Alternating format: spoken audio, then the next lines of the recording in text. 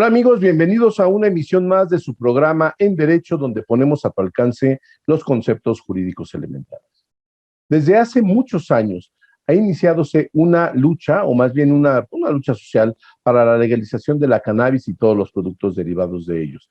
Si bien es cierto, México se ha quedado un poco rezagado en esta competencia a nivel internacional, que sabemos que hay muchos países que desde hace mucho tiempo la han legalizado. Recientemente la Suprema Corte de Justicia de la Nación hizo una declaratoria general de inconstitucionalidad de determinados artículos de la Ley General de Salud que prohibían el consumo, cultivo de esta sustancia. Hoy vamos a hablar de esto y cuál es el futuro, sobre todo de la cannabis en nuestro país desde el punto de vista jurídico. No se vaya, va a estar muy interesante. Volvemos en un minuto.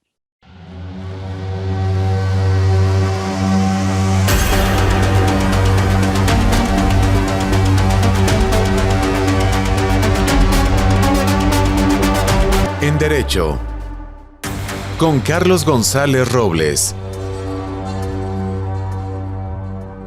Ya estamos de regreso aquí en su programa En Derecho, donde ponemos a tu alcance los conceptos jurídicos elementales. El día de hoy vamos a hablar de un tema de alta actualidad que es la cannabis. ¿Cuál es el futuro? ¿Cuál es el pasado? ¿Cuáles son las perspectivas en términos jurídicos en nuestro país? Y para esto nos acompaña el día de hoy un experto en diversas materias, que es el licenciado Julio Copo Terrés. El licenciado Julio Copo es egresado de la Universidad Americana en la Ciudad de México, tiene maestría en Derecho Administrativo por la Universidad Panamericana, también en la Ciudad de México, y es maestro en Derecho Internacional de los Derechos Humanos por la Universidad de Notre Dame en Indiana. Se ha desempeñado como catedrático en diversas universidades y actualmente, entre muchas otras cosas a las cuales él se dedica, es consejero del despacho Mañón Quintana, que además tiene su propia consulta privada, de la cual es especialista en las materias de derecho administrativo, básicamente, y tiene también alguna participación social en el bufete jurídico social INCAM. Y bueno, el día de hoy nos va a hablar de esta situación de la cannabis. Julio, bienvenido. ¿Cómo estás? Buenos días. Muchísimas gracias, Carlos. Muy contento de estar aquí con ustedes. Gracias por la invitación.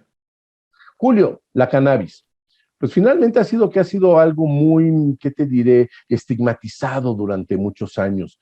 ¿De dónde viene? ¿Cuál es la cuestión jurídica histórica de la cannabis en nuestro país? ¿Por qué tanta prohibición? ¿Por qué finalmente se decide por la Suprema Corte de Justicia de la Nación esta declaratoria de inconstitucionalidad? ¿Cuáles fueron los artículos que se impugnaron? ¿Nos podrías un poco hablar de este contexto histórico de la cannabis en nuestro país? Claro que sí, Carlos. Mira, en esencia yo te diría, todo este movimiento empieza en 2015 con el caso de la niña Grace Elizalde, ¿no? En el que se otorga a un tribunal federal, otorga una suspensión a la familia de la niña Grace Elizalde para que puedan importar medicamento derivado de la cannabis. Esto porque ella tenía una afección, tenía una enfermedad que requería de este tratamiento para detener los ataques epilépticos, ¿no? Entonces, esto en 2015 es como el primer,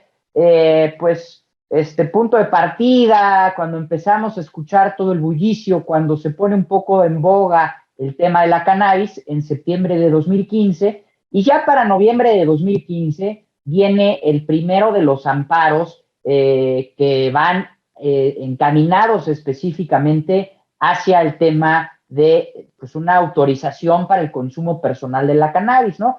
En noviembre de 2015 resuelve la Corte un amparo presentado por un grupo de abogados que diseñan un litigio estratégico, consolidan una asociación a la que denominan SMART, Sociedad Mexicana de Autoconsumo Responsable y Tolerante, y a través de esta organización, y también ellos de manera personal, solicitan a COFEPRIS un permiso para el consumo del cannabis, ¿no? COFEPRIS niega el permiso argumentando que no tiene facultades para la expedición, dado que la Ley General de Salud únicamente contempla permisos para investigaciones médicas, para investigaciones científicas, y a partir de ello, pues, inicia todo este proceso judicial en la creación de la jurisprudencia en materia de libre desarrollo de la personalidad. El primer caso es este caso de SMART. En esencia, lo que resuelve la Corte, pues, es que una prohibición absoluta como la que existe actualmente en materia de cannabis no es proporcional a los fines que persigue, ¿no? Se hace un test de proporcionalidad en el que se demuestra que pues, la prohibición absoluta no es necesariamente la mejor alternativa, y se reconoce además el derecho al libre desarrollo de la personalidad. Esto quiere decir la facultad que tenemos nosotros como personas de tomar decisiones que tengan que ver exclusivamente con nuestro propio ámbito, con nuestro propio desarrollo, y que pues en el caso de cannabis realmente no es tampoco algo extremadamente gravoso, ¿no? Entonces, abierta esa brecha por parte de SMART, viene después una ola de amparos en el mismo sentido. Por ahí otro abogado, Ulrich Richter, el Instituto RIA, Armando Ríos Peter, y con esto se consolidan los 5 criterios que se requerían en ese entonces para consolidar jurisprudencia y para que tengamos ya como principio jurisprudencial el derecho al libre desarrollo de la personalidad. Por otro lado, en 2017, viene una reforma a la Ley General de Salud, se reclasifica al cannabis como sustancia que puede tener algunos beneficios médicos, y también se distingue respecto a concentraciones, ¿no? Y vienen un par de proyectos, primero desde COFEPRIS un reglamento, que posteriormente se transforma en lineamientos, que se publican en 2018 y que permiten la expedición de algunos permisos, ¿no? La realidad es que los permisos pues fueron ahí medio una deficiencia administrativa, porque se otorgan a partir de lineamientos, y cuando los titulares de los permisos se dan cuenta, pues realmente el único beneficio que le da ese permiso es respecto a la COFEPRIS y no respecto de otras autoridades. Pero bueno, esto es así muy a grandes rasgos. Yo te diría, son las 2 vertientes históricas que tenemos en este proceso de la regularización o de la reglamentación del cannabis en nuestro país, y que han permitido pues los primeros pasos, los primeros escalones en un proceso que todavía tiene mucho por desarrollar, ¿no? Mira, y sin duda alguna ha sido una evolución, para mi juicio, pues bastante lenta en comparación con lo que ha pasado en otros países.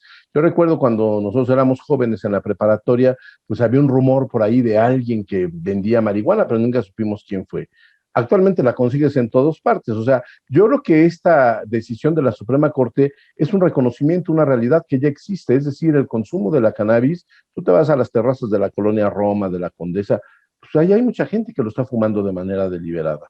Yo creo que en este sentido, y de eso nos vas a hablar ahora en el siguiente segmento, el análisis que la Suprema Corte de Justicia de la Nación ha hecho sobre la impugnación que se hizo por parte de estos abogados y de los grupos interesados, sin duda alguna debe haber estado revestido también de una serie de dictámenes técnicos, también de lo que tú decías, de que no es tan dañino el consumo de cannabis como puede ser evidentemente de otras drogas mucho más duras, e inclusive del alcohol, porque tenemos en nuestro país una droga, bueno, la peor droga que tenemos en México, que es la comida, que somos un país de gordos, y esa nadie la prohíbe porque parece ser que no hay estudios todavía que validen, o tal vez porque hay intereses económicos muy importantes en las industrias. No se vaya, regresamos en un minuto. Seguimos aquí en su programa En Derecho. En Derecho. Continuamos.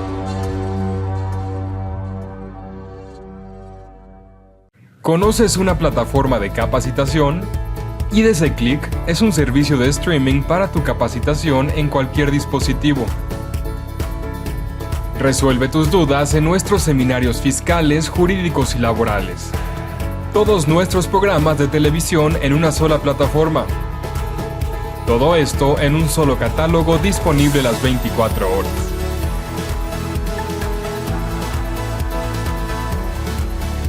Únete a la familia IDC con la mejor plataforma para una capacitación completa.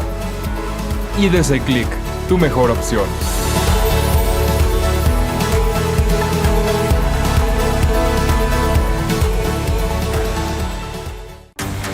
En Derecho. Regresamos. Regresamos aquí a su programa En Derecho, donde estamos tratando un tema muy interesante, sin duda alguna, y de una alta repercusión social, que es la declaración general de inconstitucionalidad que hizo la Suprema Corte de Justicia de la Nación de algunos artículos de la disposición de la Ley General de Salud que prohibía el consumo lúdico de la cannabis, de la marihuana. Estamos con el licenciado Julio Copo Terrés. Julio, nos decías antes del corte, bueno, y además lo sabíamos, ¿no? Es algo que, sin duda alguna, la Suprema Corte de Justicia de la Nación tomó en consideración, que la marihuana parece ser que no es tan dañina para la salud. Incluso hay quienes le han encontrado algunos efectos benéficos, para la salud, para los enfermos terminales de cáncer y para diversas afecciones tales como epilepsia y otras cosas ahí. Pero bueno, aquí lo que realmente importa, o lo que realmente importa desde el punto de vista periodístico, es la parte de la Declaratoria General de Inconstitucionalidad para el consumo lúdico. ¿Cómo fue esta acción de inconstitucionalidad? Bueno, fue una acción de inconstitucionalidad, más bien creo que fueron amparos que se fueron presentando. ¿Conoces un poco la historia que nos pudieras contar? ¿Cuál fue el análisis que hizo la Corte? ¿En qué se basaron? ¿Qué nos puedes decir sobre este tema, Julio? Mira, en principio la Declaratoria General de Inconstitucionalidad es producto de estos casos que platicábamos, ¿no? De estos 5 criterios, de estos 5 casos que tuvieron un criterio en el mismo sentido y que consolidaron jurisprudencia.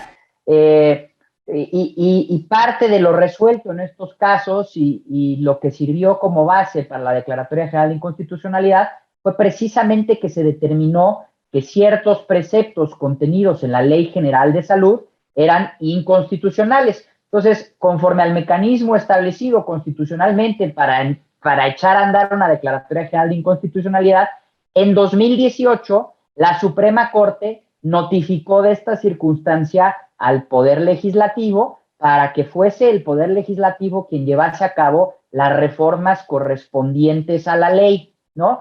Se le dio en principio un plazo de 6 meses, pero bueno, la agenda legislativa no permitió el desarrollo del tema realmente como se pretendía. Entonces viene una primer solicitud por parte del legislativo para extender el plazo durante 6 meses más.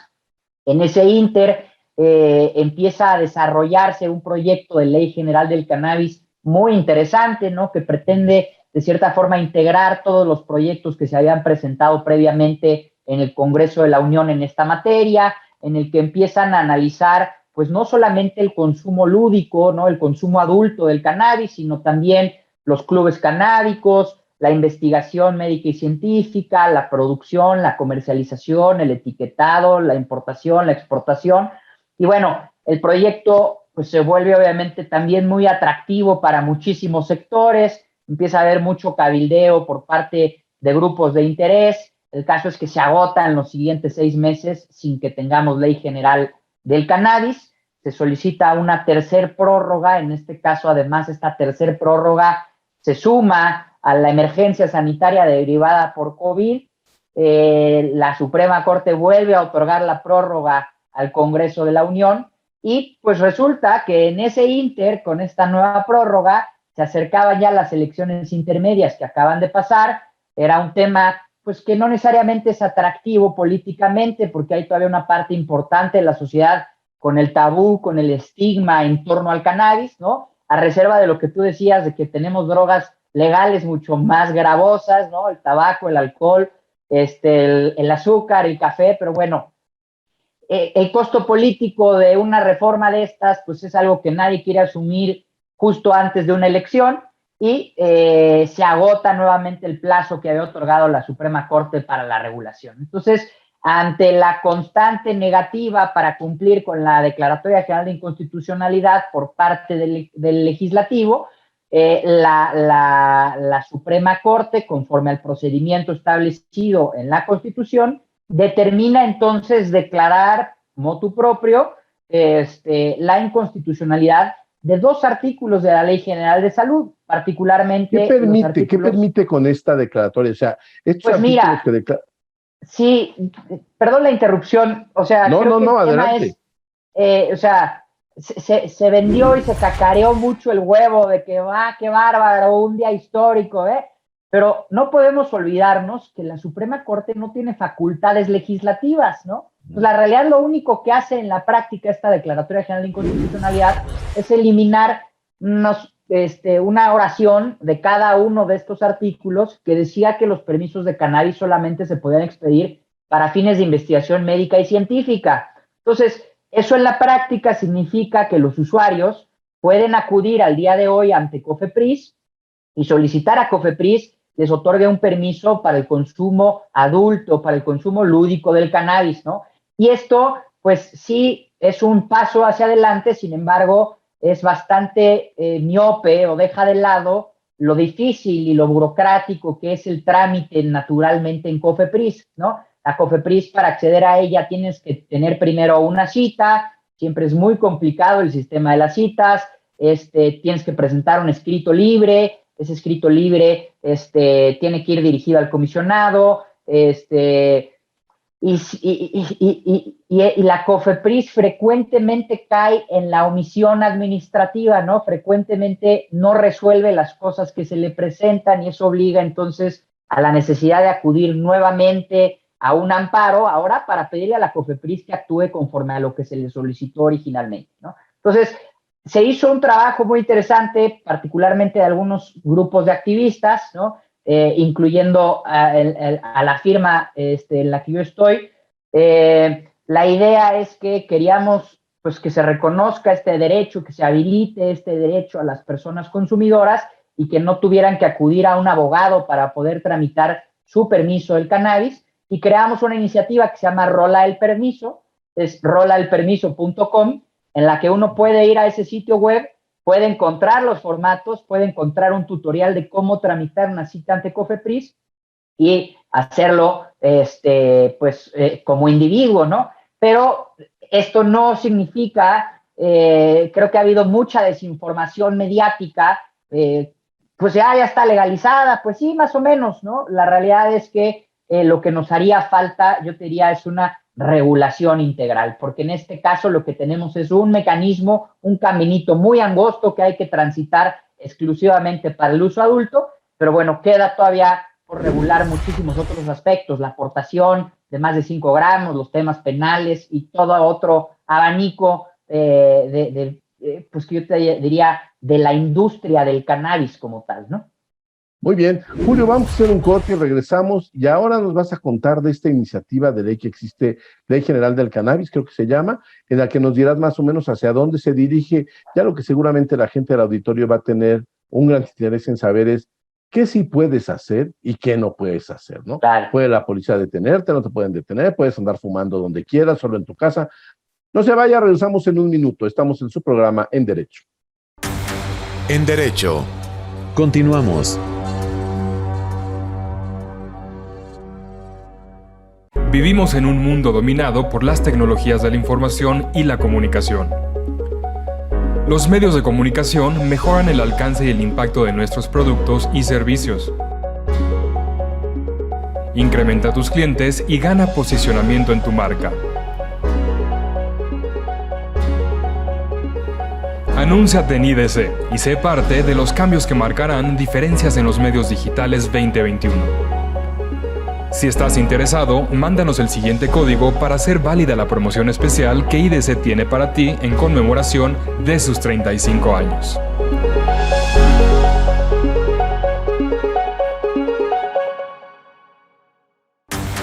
En Derecho. Regresamos.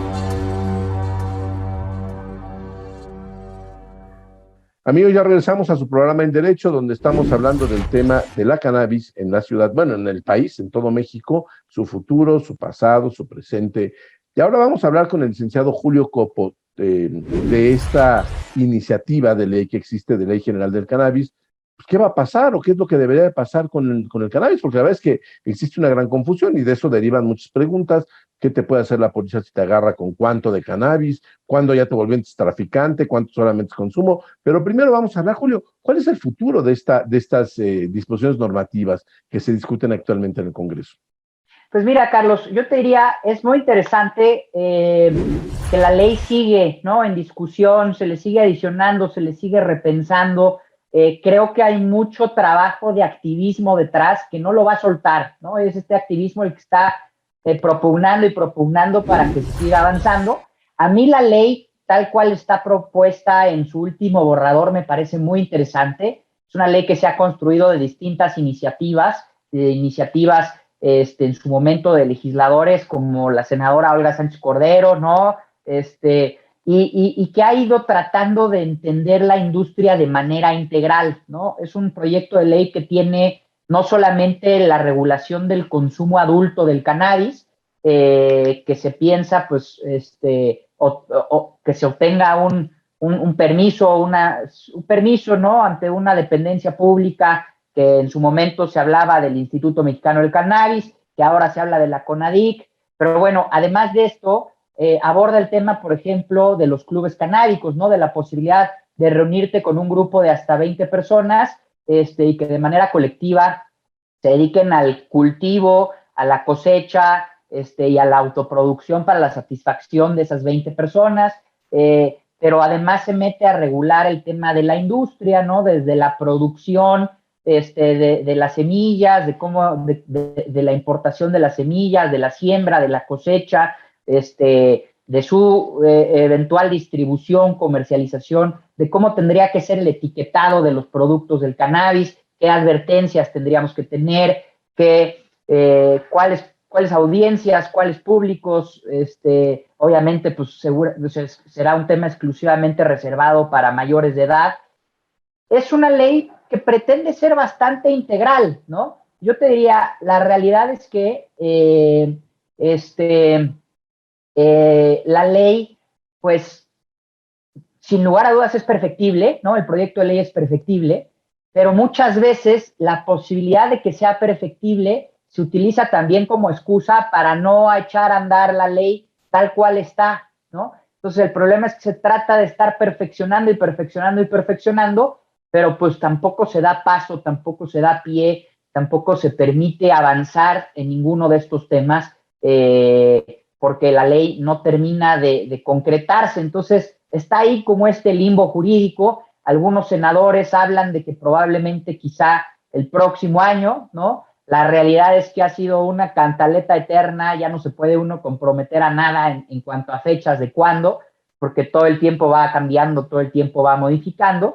Pero bueno, tengo fe en que el activismo que hay detrás de todo esto eventualmente hará o permitirá, habilitará que exista esta ley, ¿no? Sobre todo porque se trata de una ley que reconoce los derechos de los consumidores, se trata de una ley que crea una nueva industria y se trata también de una ley que tiene que abordar los temas penales, ¿no? Se tiene que abordar el tema de la aportación, de la aportación simple, de cuánta gente actualmente se encuentra encarcelada por delitos, perdón, no aportación, posesión simple, ¿no? De cuánta gente tenemos ahorita encarcelada por posesión simple y que realmente pues habría que cuestionar si no estamos pecando de exceso de punitivismo y de lo que cuesta al erario público tener a tanta gente encarcelada, pues por un tema tan burdo, ¿no? Que además generalmente son personas que no tuvieron acceso a una defensa adecuada, que no tuvieron acceso al procedimiento. Entonces,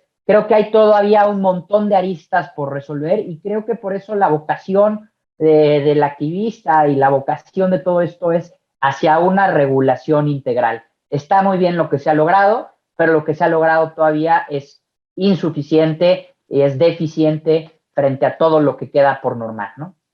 Ok, a ver, Julio, esto es muy interesante porque es el futuro que todavía es bastante incierto, porque según lo que nos acabas de decir, como es una discusión que se encuentra en el Congreso, pues a ver qué pasa, ¿no? Porque como dijiste bien al principio, en el primer segmento, pues hay asuntos políticos que a nadie le gusta enfrentar, ¿no? Y este puede ser uno de ellos. Vamos a hablar del día de hoy. ¿Qué puedes hacer? O sea, mira, ¿qué pueden hacer los fumadores activos de cannabis? ¿Lo pueden fumar? ¿Lo pueden comer? ¿Qué pueden hacer? ¿Dónde comienza la posibilidad y las atribuciones de punitividad del Estado en este sentido? Mira, yo te diría, en principio, pues el consumo sin ningún tipo de permiso está prohibido, ¿no? Idealmente lo que habría que hacer es acudir ante la COFEPRIS para obtener un permiso para autoconsumo de cannabis. Este permiso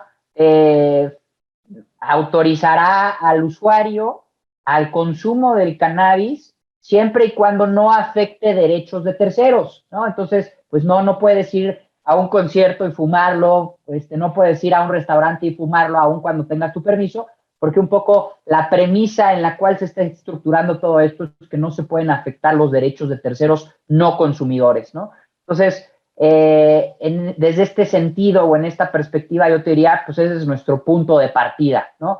No podemos traer más de 5 gramos, esa sigue siendo el monto considerado para el delito de portación, para el delito de posesión simple. Entonces, oye, pero a ver, perdón que te interrumpa. Sí. ¿Esto es con permiso o sin permiso, los 5 gramos de posesión?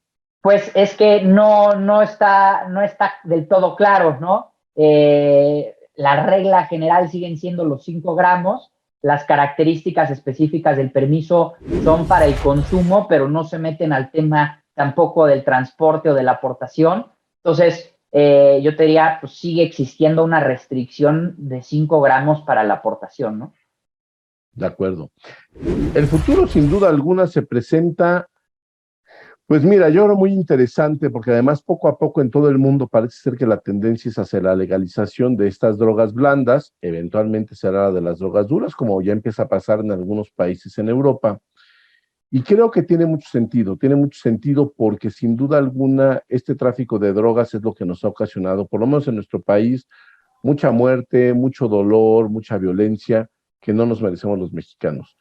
Por eso, este tipo de iniciativas se saludan, que finalmente cada quien decida lo que consume y lo que no consume, y esa es una situación que en ejercicio de nuestra libertad somos nosotros quienes debemos de decidirlo. No creo que sea facultad del Estado decirnos qué hacemos con nuestro cuerpo y con nuestra salud. Julio, ha sido un honor tenerte el día de hoy con nosotros. Muchísimas gracias por haber estado aquí. Gracias a ustedes, Carlos, encantado. Y sobre todo, muchas gracias a usted por habernos acompañado el día de hoy. Nos vemos la próxima semana. Hasta la próxima.